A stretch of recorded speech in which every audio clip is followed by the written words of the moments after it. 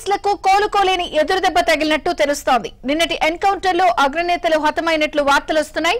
నిన్న ఎన్కౌంటర్ జరిగిన ప్రాంతంలో మావోయిస్టు పార్టీ కేంద్ర కార్యదర్శి నమ్మళ్ల కేశవరావు, మిలిటరీ కమిషన్ ఇన్ఛార్జ్ ఆసన్న కూడా ఉన్నట్లు సమాచారం. అయితే నమ్మళ్ల కేశవరావు, ఆసన్న ఎన్కౌంటర్ లో హతమయ్యారా, త్రుటిలో తప్పించుకున్నారా అన్న దానిపై క్లారిటీ లేదు. మావోయిస్టు అగ్రనేతల ఆచూకీపై పోలీసు ఉన్నతాధికారులు కూడా స్పందించట్లేదు.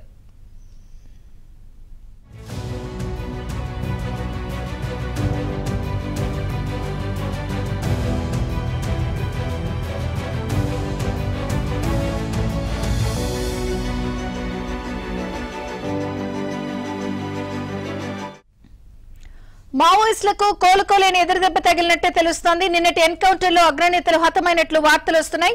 మరింత సమాచారం మా ప్రతినిధి నవీన్ అందిస్తారు. నవీన్.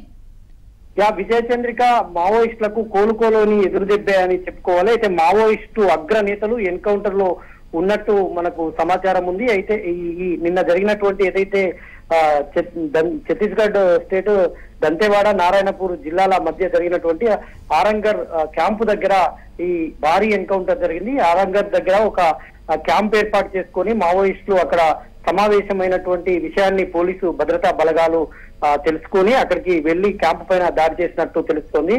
అయితే ఆ క్యాంపులో మావోయిస్టు పార్టీ సెంట్రల్ కమిటీ కార్యదర్శి నంబల్ల కేశవరావు అలియాస్ బస్వరాజు, ఈయన సెంట్రల్ కమిటీ మొత్తం కూడా ఈయన లీడ్ చేస్తున్నాడు. అదేవిధంగా Asanna central committee military commission in charge Asanna, ఈయన కూడా చాలా కీలక నేత. ఈయన అలిపిరి ఘటనలో చంద్రబాబు పైన దాడి చేసినటువంటి ఘటనలో ఈయన ప్రధాన నిందితుడిగా ఉన్నారు. చాలా ఘటనల్లో ఈయన కీలకమైనటువంటి నిందితుడిగా ఉన్నటువంటి ఆసన్న, ఈ ఆసన్నది కూడా ములుగు జిల్లాకు సంబంధించినటువంటి లక్ష్మీదేవిపేట గ్రామం. తర్వాత నంబల్ల కేశవరావు కూడా వరంగల్ ఆర్ఈసీలో ఇక్కడ చదువుతున్నటువంటి క్రమంలోనే ఆయన మావోయిస్టు ఉద్యమంలోకి వెళ్ళినటువంటి పరిస్థితి. అయితే ఈ ఇద్దరు కీలక నేతలు అక్కడ ఆ క్యాంపులో ఉన్నట్టు విశ్వసనీయంగా తెలుస్తుంది. అయితే ఆ క్యాంపులో ఉన్నటువంటి విషయాన్ని అంటే ఎన్కౌంటర్ చేసినటువంటి అధికారులు మాత్రం ఇప్పటి వరకు ఎవరెవరు ఉన్నదనేటువంటి మాత్రం బయటకు వెల్లడించినప్పటికీ వీళ్ళిద్దరూ అక్కడ క్యాంపులో ఉన్నారు. అయితే ఆ క్యాంపులో ఉన్నటువంటి వాళ్ళంతా కూడా చనిపోయారు కాబట్టి వీళ్ళు కూడా చనిపోయేటువంటి అవకాశం ఉందన్నట్టుగా మనకు సమాచారం అందుతోంది. అయితే వీళ్ళు అక్కడి నుంచి తప్పించుకునేటువంటి అవకాశం ఉంటే వీళ్ళిద్దరూ తప్పించుకున్న తర్వాత అక్కడ ఉన్నటువంటి సమీప గ్రామాల ప్రజలైతేనేమి వాళ్ళు పోలీస్ భద్రతా బలగాల మీద ఏమైనా ఎదురుపడితే వాళ్ళు కూడా ఈ ఎన్కౌంటర్ లో చనిపోయారనేటువంటి అనుమానాలు కూడా వ్యక్తమవుతున్నాయి.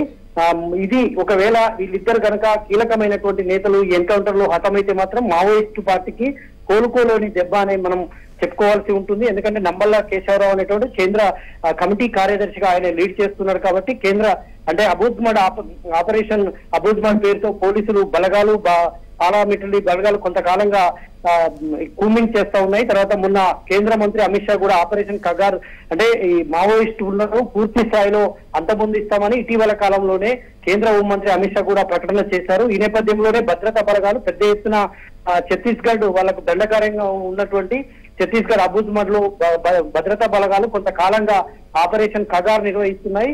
ఇందులో భాగంగానే ఫస్ట్ ఆపరేషన్ ఇడ్మా మొదలు పెట్టారు. ఆపరేషన్ ఇడ్మాల్లో భాగంగానే అబూజ్మడ్ ప్రాంతాన్ని భద్రతా బలగాలు తిప్పుముడుతున్నాయి. అన్ని వైపుల నుంచి చుట్టుముట్టి ఒక్కొక్క దగ్గర వాళ్ళ క్యాంపులు ఉన్నట్టు తెలుసుకొని మొత్తం కూడా ఈ విధంగా దాడులు చేస్తూ మావోయిస్టులను హతమారుస్తూ వస్తున్నారు.